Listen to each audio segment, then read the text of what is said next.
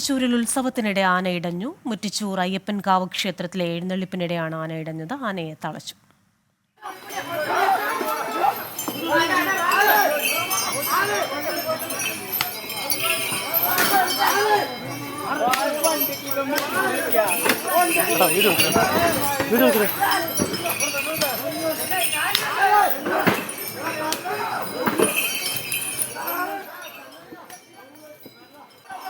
വിശദാംശങ്ങളുമായി സൂരജ് സജി ചേരുകയാണ് തൃശ്ശൂരിൽ നിന്ന്.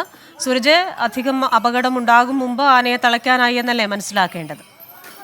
തീർച്ചയായും കൃഷ്ണ, ഇന്ന് വൈകുന്നേരമാണ് മുറ്റിച്ചൂർ അയ്യപ്പൻകാവ് ക്ഷേത്രത്തിലെ ഉത്സവത്തിനിടെ ആന ഇടഞ്ഞത്. ഈ പഞ്ചവാദ്യം നടക്കുന്നതിനിടയിൽ ഈ ഒരു ആന ഇടഞ്ഞ് മറ്റൊരു ആനയെ കുത്തുകയായിരുന്നു.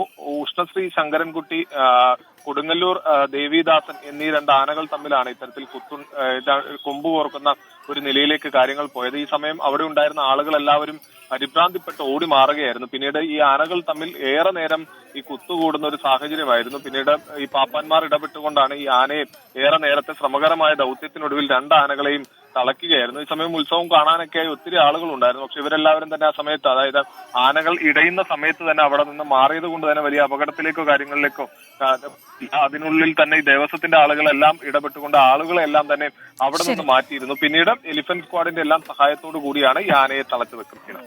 ശരി, സൂരജ് സജിയാണ് തൃശ്ശൂരിൽ നിന്ന് വിശദാംശങ്ങൾ നൽകിയത്.